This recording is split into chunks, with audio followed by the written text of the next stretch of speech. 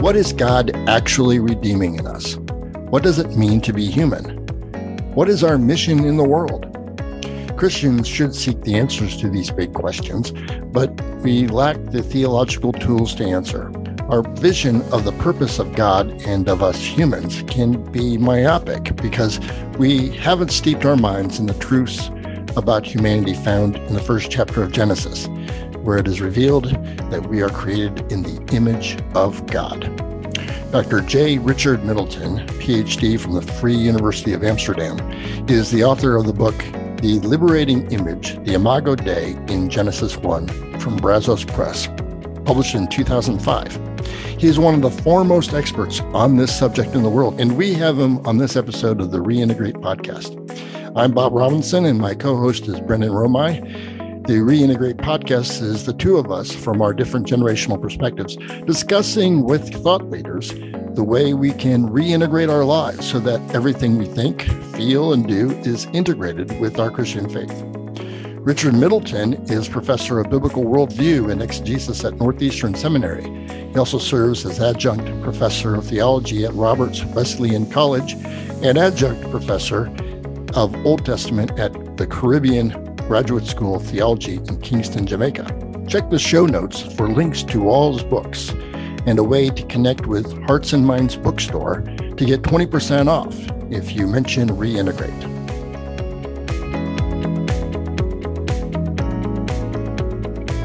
Welcome to the podcast, Richard. It's great to be here. It's a great honor for us to have you on. We'd love to hear about your journey into becoming a professor, an author, and an expert on worldview and the Bible. So I grew up in Kingston, Jamaica, and I was in secondary school doing art. But my church told me, you love Jesus, you shouldn't do something as secular as art. And my parents said, well, you can't make a living as an artist. You'll be a starving artist. So I didn't know what I was going to do right up to my last year in school. And I was involved in my youth group. My pastor, who was an adjunct at the local undergraduate seminary just down the street from my church, said, come on and do a degree down there. So I said, let's try it because I'm interested in the Bible. And I was the only person in my class who was not going into pastoral ministry. It was a small class. And by the second year of my undergraduate degree, I had to clarify for myself, what am I doing studying theology if I'm not going to be a pastor, if I'm not going into quote unquote ministry? Yeah. And that drove me to reflect on biblical theology. What is the nature of creation, the world? What does God want for us in the so-called secular world? And that was the beginning of the analysis of the idea of worldviews. Jim Sire was just writing his book on the universe next door, and sociologists are writing on worldviews, and I got interested in the subject, but particularly interested in how the Bible has a vision of the created order as being good. And I focused at that time on the redemption of the created order, eschatology, God's desire to make this world new, to transform things. So that was 20 years old, 21-year-old, starting to do biblical theology, do worldview analysis, reading it widely. And that led me to realize that I did not need to be a pastor to serve God. I didn't know what I was going to do yet. But I got so interested in worldviews, both from the biblical side and from the history of Western culture, and how Christianity had been hijacked by various philosophical concepts throughout the years, that said, maybe I want to become a professor and study and teach in Bible and philosophy. So that led me to do a master's degree in philosophy and then switch back to Bible again for doctoral work. And that's a very quick version of my movement towards the academic field and why I'm studying what I'm studying. Because it means very personally to me. I am not a person who will teach academics for the sake of academics. I want it for life transformation. Yeah. Because it affects my own life, I think, and share that with others. So I've been told by some of my students who've gone on to study at Asbury Seminary and Fuller Seminary and different places, they said, what your style of teaching is, you say, I'm on a journey of learning. You want to come join me? And we learn together. Oh, nice. But I'm always learning through the courses I teach, and my academic research feeds into my teaching and vice versa. They're not two separate discourses for me. So you didn't quit it all and just go back to art. You're going to become an artist in your next life. Is that what you're planning to do? So art works in two ways throughout the years for me. One is if I'm making up a handout to use in class, probably the version that you see now, it's been through 23 editions of trying to get it to look just right and revamping the design and so on. But the other thing is, I pretty much, while I was doing the art, I was also doing a lot of poetry. And I've kept up poetry over the years. I've been poetry writing workshops and so forth. And I keep doing that when I have some time. But it takes time to put aside the burden of, I've got to teach this, I've got to write this, to reflect. Poetic writing is a little different. So I don't do it all the time, but every once in a while I do. You're the one who brought up the art. You wanted to be an artist, and somebody said to you, you can't be an artist and be a good Christian or something like that. And then you went into worldview study. So just give us a quick glimpse of how worldview changes that kind of notion that you can't be an artist and be a good Christian. Right. So, at the very beginning of that reflections, I read Art and the Bible by Francis Schaeffer. And I used it as a basis of a talk for youth groups where I was telling them, you need to get involved in the arts because God made the world, and God made the world a beautiful place, and God gave us different gifts. And even if you're not an artist per se, you have an aesthetic side to your life that's God-given. And to explore that and use that in different ways, in the multiple ways you can be an artist. It doesn't have to be visual arts alone. So I began talking about that. And then I read, of course, Rookmaker's book, Art Needs No Justification, which, of course, if he didn't, why would he write the book? So he wrote the book to just... So a Christian worldview says that the world God made is multifaceted, and it's all sacred. There is nothing secular in the world. It can be desecrated by the way we live, but it's never non-sacred. It's never just secular. So all that you do can be a way to serve God in any aspect of human life. There are better and worse ways to live, and there are many different sorts of occupations we can enter. And the life of the artist is a very interesting one. It's often difficult to make a living doing that in the world, unless you have sponsors of some kind or do shameless self-promotion. But even academics have to do that these days too. Yeah, so right. there's a grounding in a vision of this world as God's creation that God holds in his hands, and that we are the image of God, and we are meant to live in this world representing God in the multitude of ways that we enact in the world. And art is one of those ways. But today, I wanted to talk about something that's become more and more foundational in my personal ministry to college students and to people in all walks of life trying to figure out their significance, a correct understanding of what it means to be human. More specifically, our understanding that we are been made in the image of God, what is called in Latin the imago Dei. So my first question is just simply this. Am I correct that the imago Dei is the key to understanding who we are and what we are called to do in the world? Yes and no. Oh, no. So one way to put it is this. This is a metaphor I want to use. There is a coherent understanding in the Bible of what it means to be human. That's pretty consistent throughout the whole of Scripture. It's only called imago Dei in certain places. So imagine that there is this deep underground stream that's flowing through the whole of the geography of the Bible. And that's the idea of what it means to be human, what we are called to do and be in God's world. But that stream bubbles up to the surface in a few places and comes up maybe in a geyser or something. And that's the imago Dei, where it says we're actually made in God's image. Genesis 1, Genesis 5, Genesis 9. Psalm 8, we're made a little less than God. That's similar to imago Dei. And then you get 2 references in the New Testament that we are created in the image of God or likeness of God. And you get multiple references that Christ is the perfect image of God and the church is being renewed in the image of God. But it's kind of spread out. That's one crystallizing way to speak about what it means to be human. Yeah. So it's a helpful way, but even when you don't see the term used in the Bible, there is the same basic fundamental idea. So this is what the idea is. This is how I now portray it. This is the best way to understand it. That we stand between God and the earth. And we are missional. We are sent from God as human beings with a task to take care of the world God has made and to develop the possibilities of the world that are implicit in creation. To make out of the world a wonderful society where there is blessing and joy.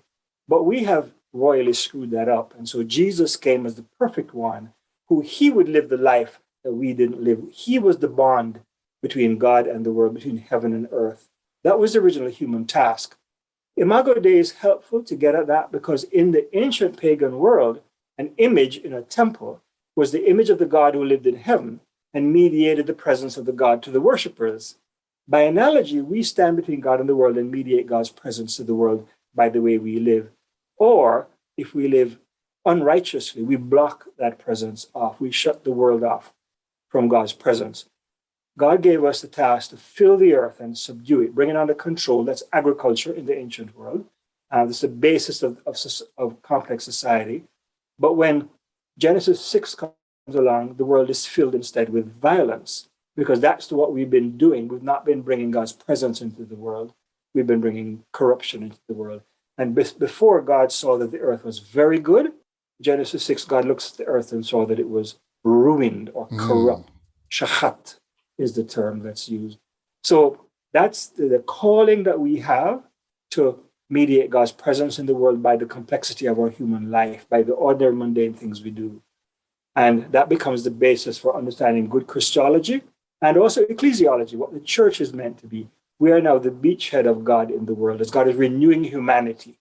So there is a term used in many Bible translations in Pauline epistles. We are being renewed in the new self.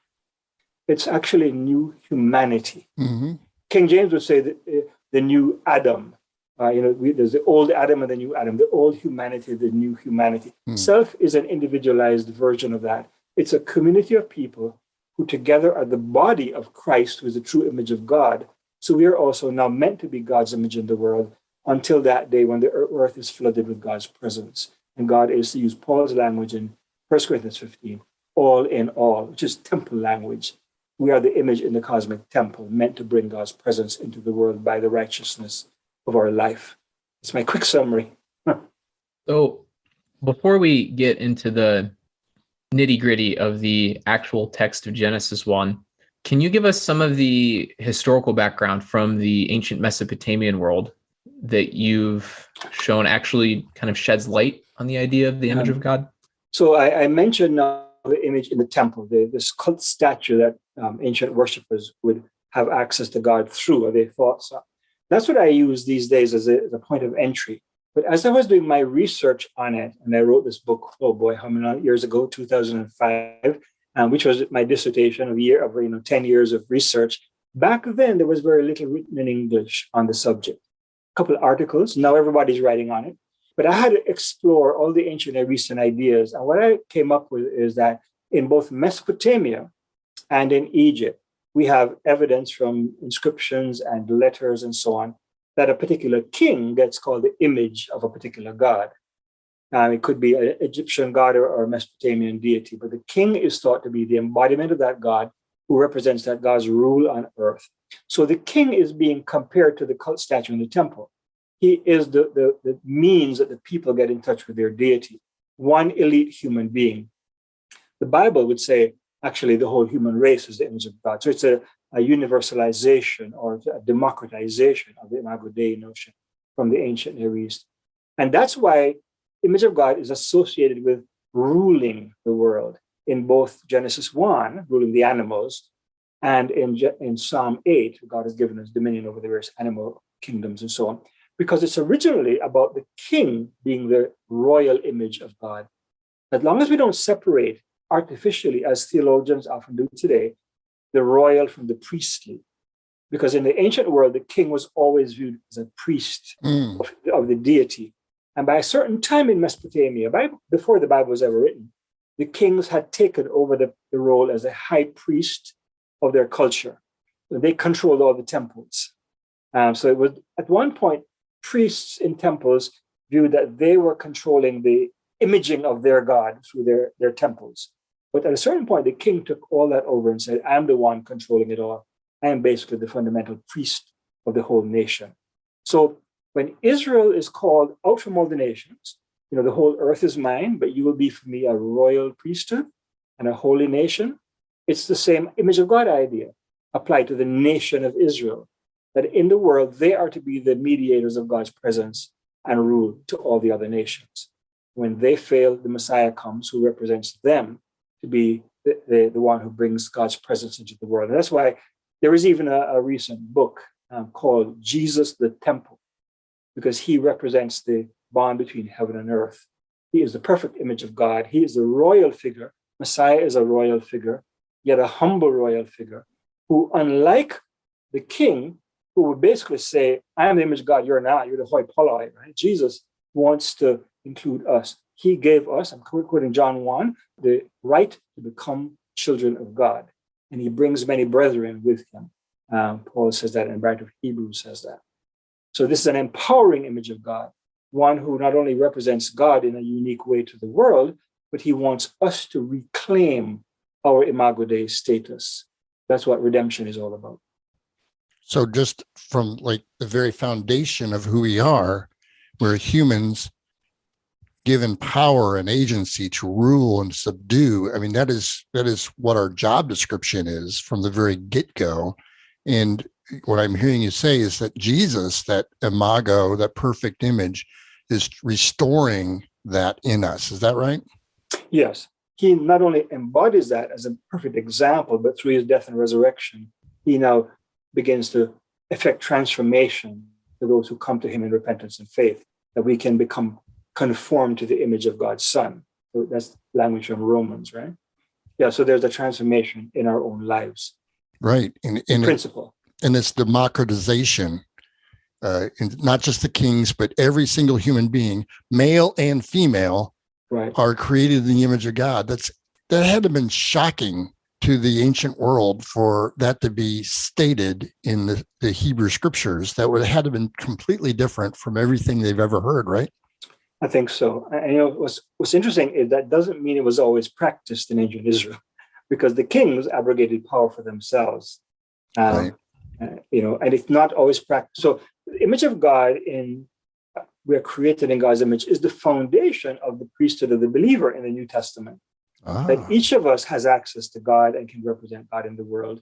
Each of us has a ministry, one body with many members. Although some are leadership gifts, it's not the pastor who's the image of God, but many people in leadership positions in the church take for themselves the power as if they are the unique image of God. I've had students who come to me and say, my pastor says that I'm not allowed to criticize anything the pastor does. The pastor is the authoritative, word of God, basically. Well, that's not good image of God theology. Well, I'm going to be starting a church called Mars Hill that's going to put me on that pedestal, and everybody's going to have to submit to me. Is that a good idea? I think that's a good idea. I think it's a pretty bad, rotten idea. Well, one of the quotes in the book, I wrote in the margin, Spider-Man theology. Yes. Because you said with privilege comes responsibility. With great privilege comes great responsibility. I quote that in my teaching a lot. Yeah. Right. So what does that mean for us? How does that practically play out for us as Christians in the 21st century? Right. Let me just back up for 1 second, make one point before I get to that. If I don't get to it, remind me to get to it. I want to say the image of God is not just about the call to agency and power. Because let's use the analogy of if you're a representative of one nation being sent to another, you're an ambassador to that nation. But you're both a VIP, you have particular status, and you have a task, you're an ambassador. The image of God is to, first of all, have the gift of the dignity of being human. Whether you exercise it well or not, you have this status. And that's important for those with diminished mental abilities or physical abilities who cannot fully exercise the agency that many other people have. They're still the image of God because they have the gift and status of being the image. But now the call or the task to embody that in particular ways, it has to do with as much giftedness as you have responsibility to exercise it. So that's where that Spider-Man quote would come in. And this does not mean that no one should ever have any sort of authority over others in the real world. But authority is not grounded in birth, in race, in gender. Authority is grounded in ability. Therefore, anyone should be able to come into a position of power if they have the right ability. But then, what do you do with the power you have? So let's take it. I'm in a university system, and we have a president of the university who has a great deal of power over hiring and firing and all sorts of stuff. There is nothing wrong with that, as long as you understand the function of power is to use it for the benefit of those you have power over. That's the normative use of power. If you use power simply for your own aggrandizement, then that's a misuse and abuse of power. That's violence. So whatever power I have, and as I'm a teacher, so I have a lot of power with my students, I can grade them and fail them. I have great power. I need to be very careful how I use that power. But everyone has some degree of power and agency in the world. To the degree you have it, you're responsible for how you use that for the benefit of others.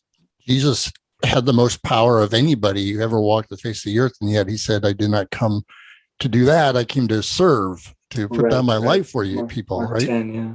And Philippians 2. Philippians is a great example. The one who was in the form of God, who had equality with God, did not use equality with God for his own advantage, but came as a servant and died for us. Yes. Right. That's why he's highly exalted.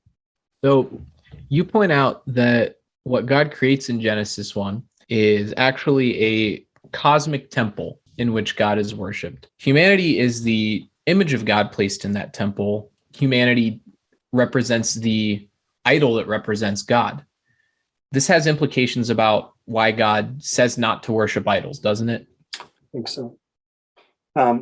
When I was doing my work on image of God, it became clear to me that one of the underlying rationales for the prohibition of idolatry was that God had already given the true image, that was humanity.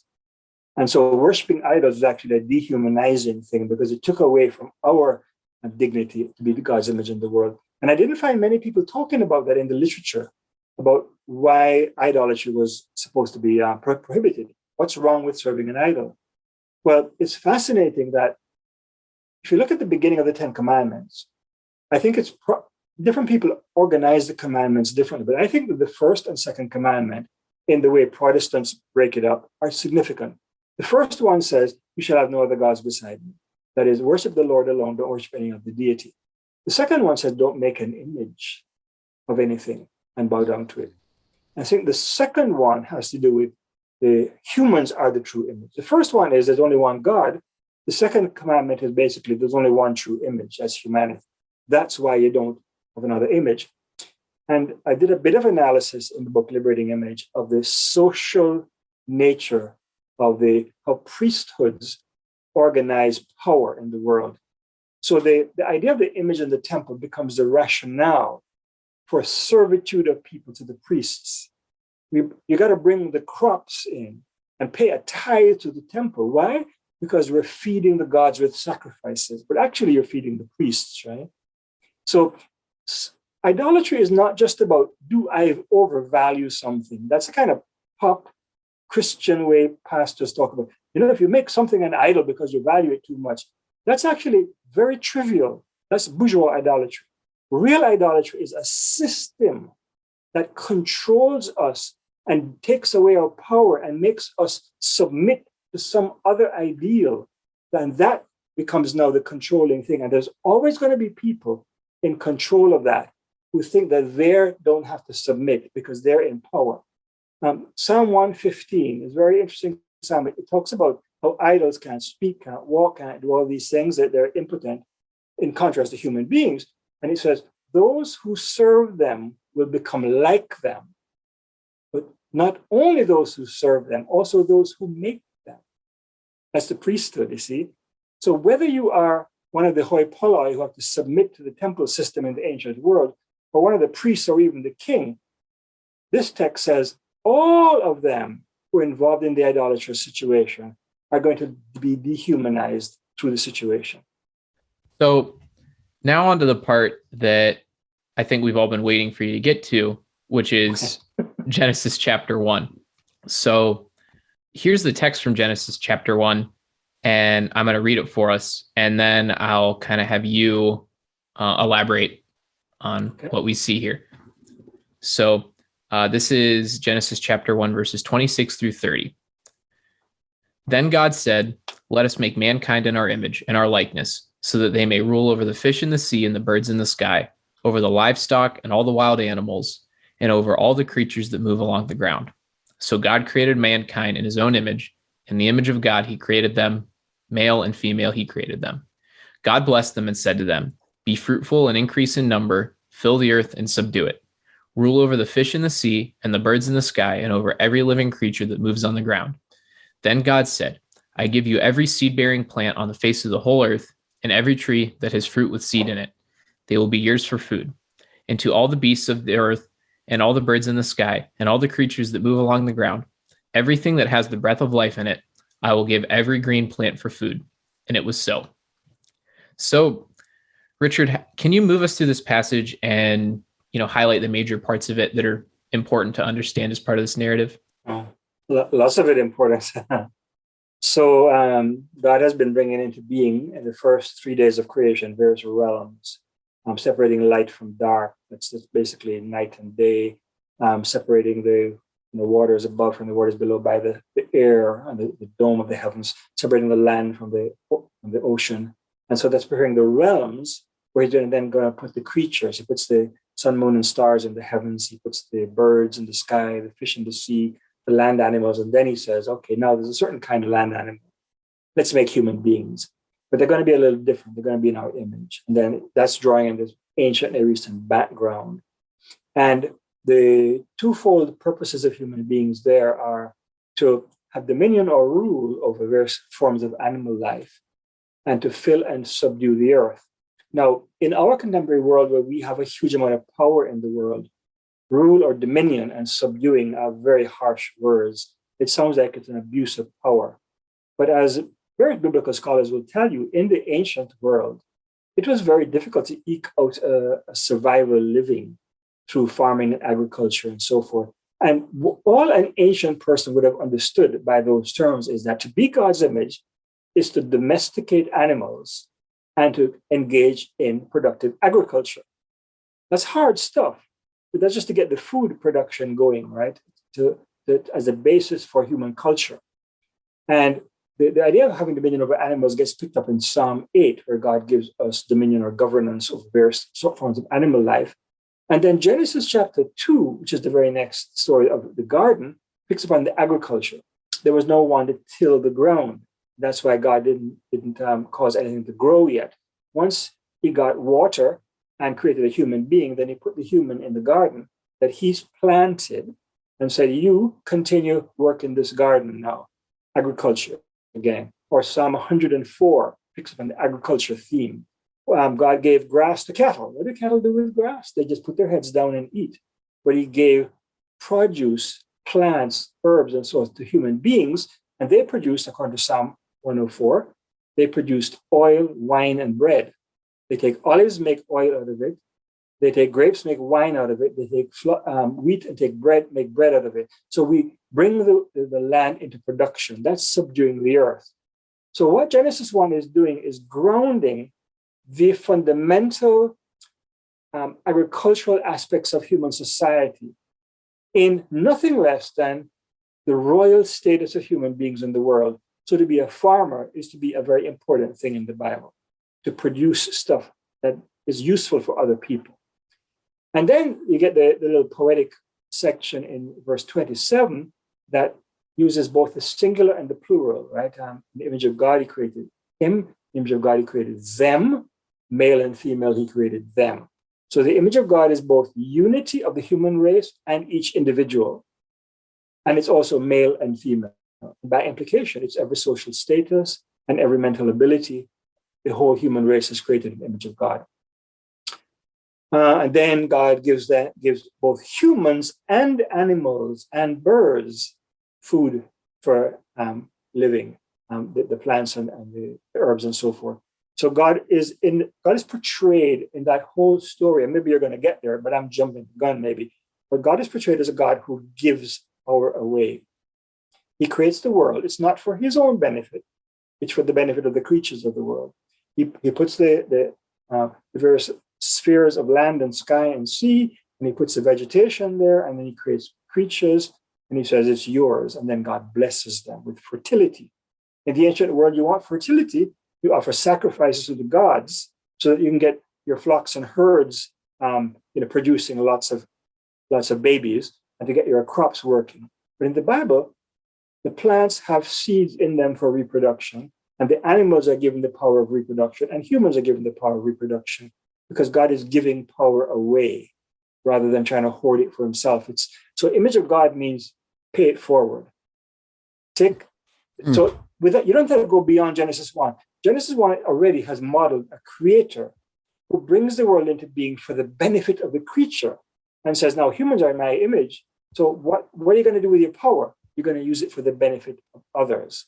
That's the core idea of image of God in that literary context.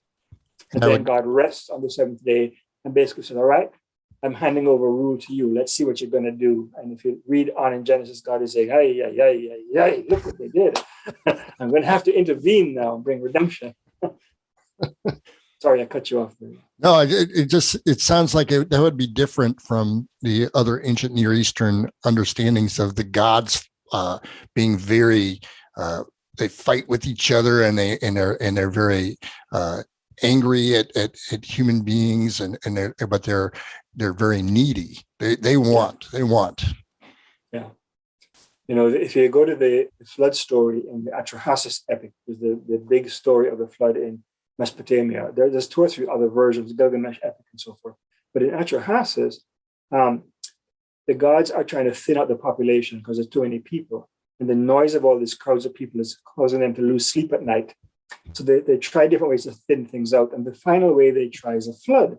But because Enki, who is the god who likes humans, has been telling humans what to do when the plague comes or the drought comes, says, don't tell them what to do. So Enki says, I won't tell them what to do. And Enki goes down to this guy named Atrahasis, right, who has a boat. And Enki says, I'm talking to the boat shed. I'm not talking to anybody. But if you're smart, boat shed, you might get into a boat because a flood's coming. And he warns Atrahasis in this really ironic way.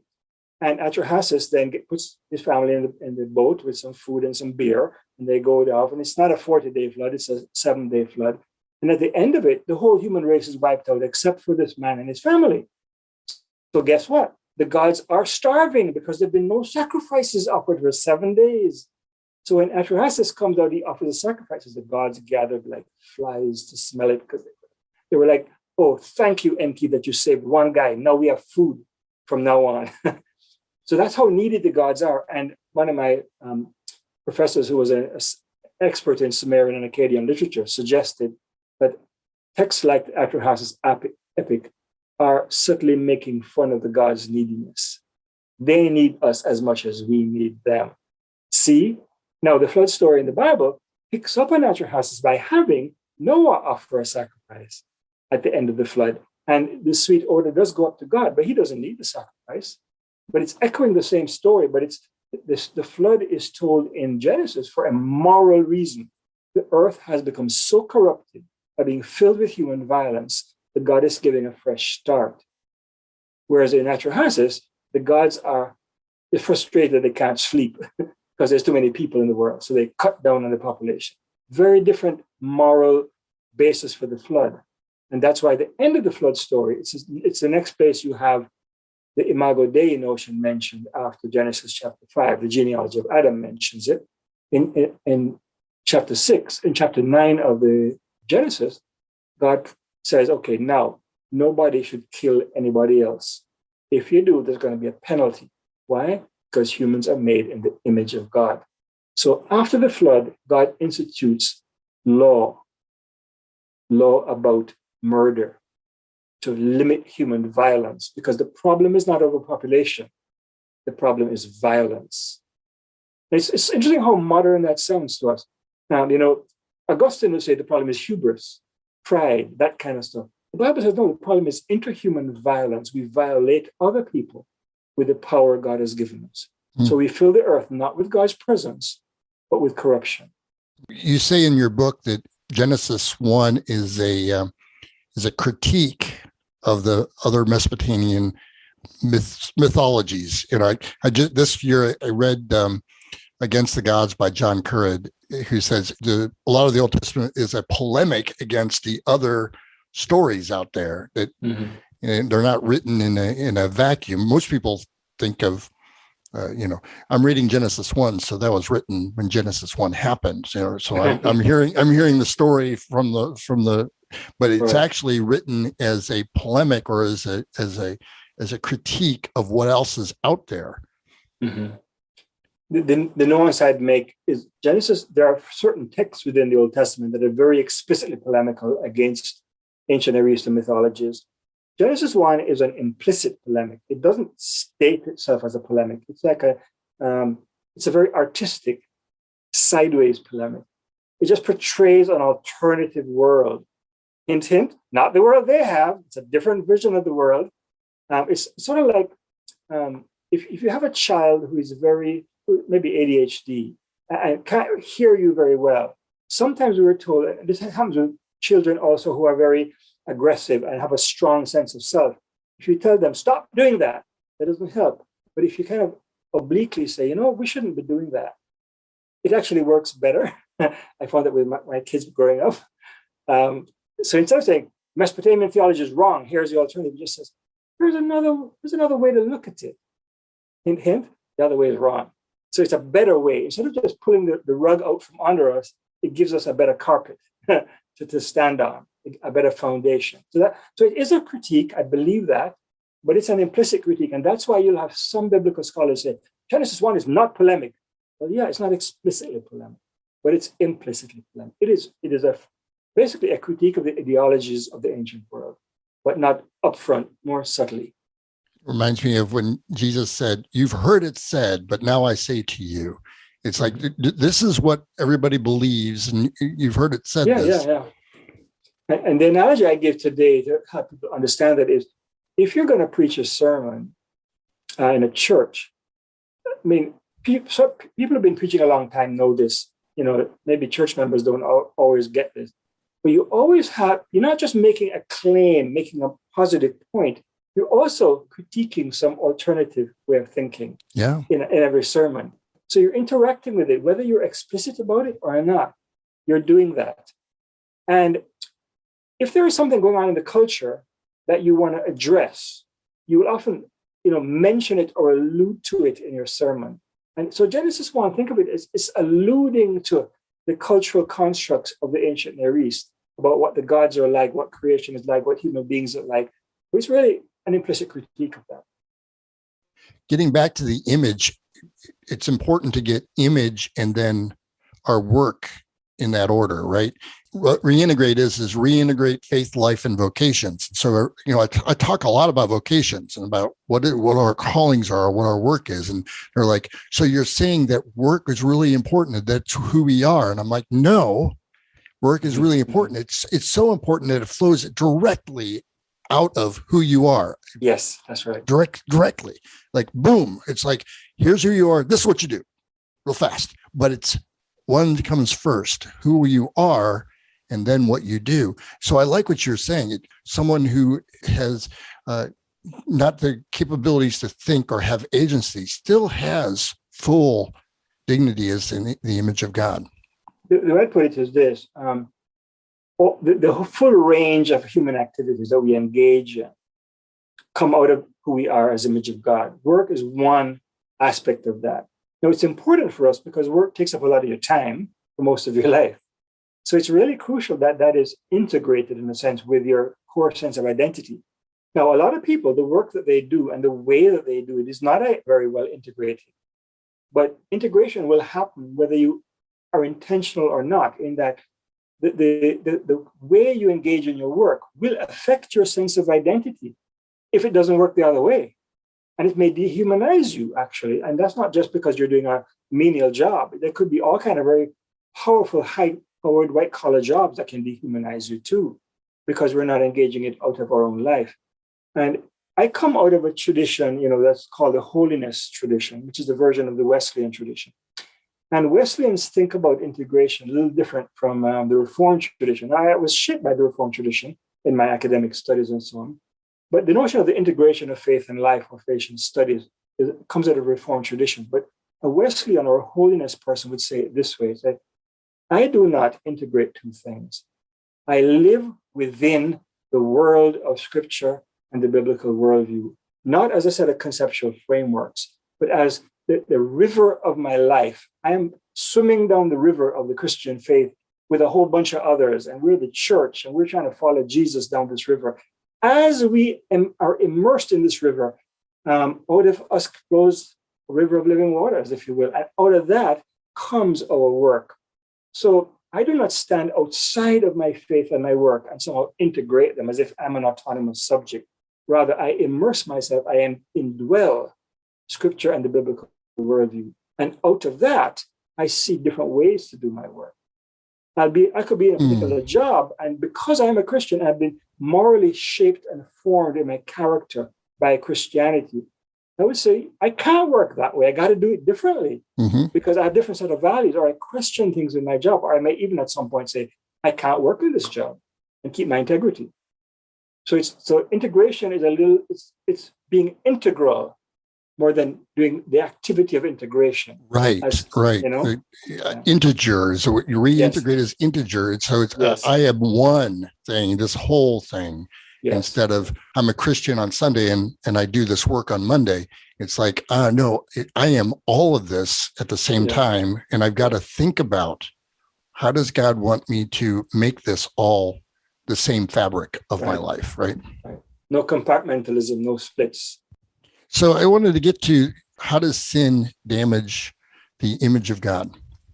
So sin does not change your status as a VIP in God's world and the dignity you have as a human being.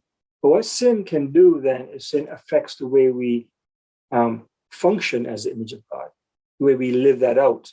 So the ordinary human life that we live and all the things that we do is meant to scintillate with the glory of God, shine with God's glory.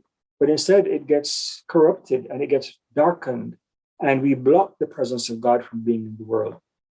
I like to use C.S. Lewis's science fiction novel, Out of the Silent Planet, as an example. In Lewis's framework, the heavens, which means the rest of the universe, is cut off from commerce with Earth because of human sin.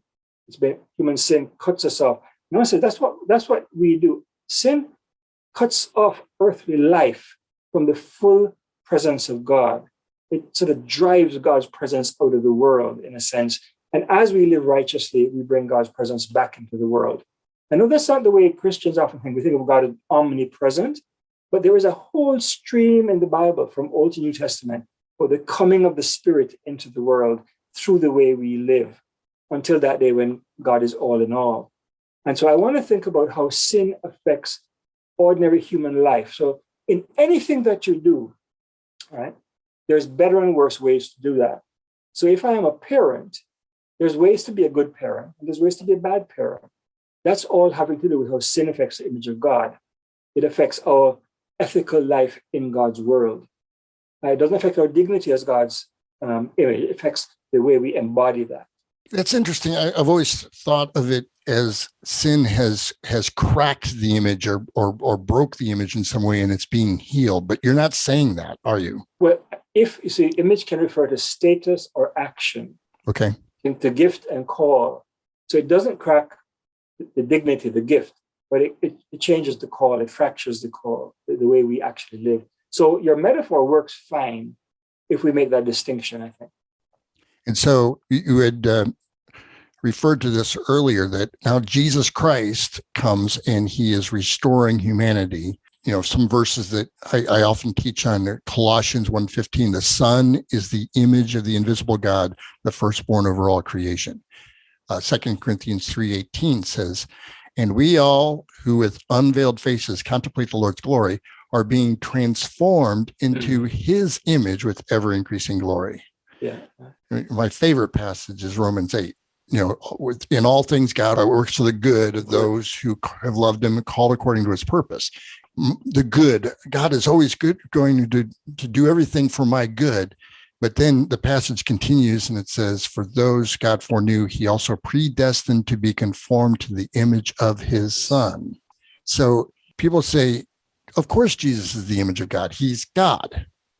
But when the New Testament says that Jesus is the image of God, I'm wondering, is it not talking more about his humanity than his divinity? Yes, it is. So what's fascinating to me, having been immersed in biblical studies for years now, is theologians often don't get this unless they go back to the early church fathers. Some of those got this, that the distinction between Jesus being fully divine and being a human representative of God is a very hazy distinction. You know, in John chapter 14, Jesus says to the disciples, anyone who has seen me has seen the Father. But then the whole idea of being a Christian is to live in such a way that God is seen in you, right?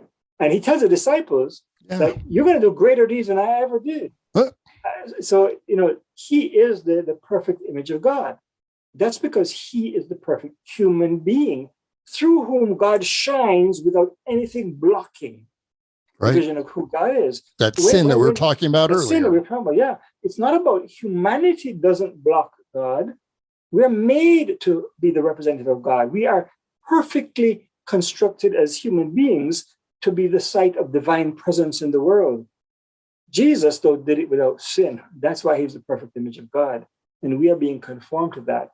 And this leads to the whole Eastern Orthodox tradition calling this theosis or divinization. But the New Testament will call it participation in Godhead. It actually talks that language in Peter, for example. A lot of New Testament scholars see that Paul talks about our participation in God in some way. It doesn't make us non-human. We become so perfectly human that God shines right through us. And you can see God in the face of another person. That's what we're supposed to be like. So it's interesting how that works. To be we say, I'm just human. That means I sin. That's really bad theology. To be fully human means that you represent God well. And when you're not fully human, sin is blocking the visibility of God in your own life. So all throughout Romans, this notion of humans and glory kind of threads all the way through. And this passage I was just quoting in Romans 8, it ends, it says, and those that God predestines, he also called, and those he called, he also justified, and those he justified, he also glorified. The glorified is, hey, I am now the perfect image of God who can reflect the glory of God the way it's supposed to be, right? So if you want a bit of Old Testament background to this glory of God thing, you realize that the glory of God comes and fills the tabernacle when it's completed. The glory of God comes and fills the temple when it's completed. Isaiah saw the glory of God. Glory is like a visibility of shining light when God is present fully in a unique way. But God is always present in creaturely ways, present in the tabernacle. But can God really be contained in the Holy of Holies on the Ark of the Covenant? No. Solomon at the dedication said, even the heavens and the highest heavens cannot contain you, much less this house I have built.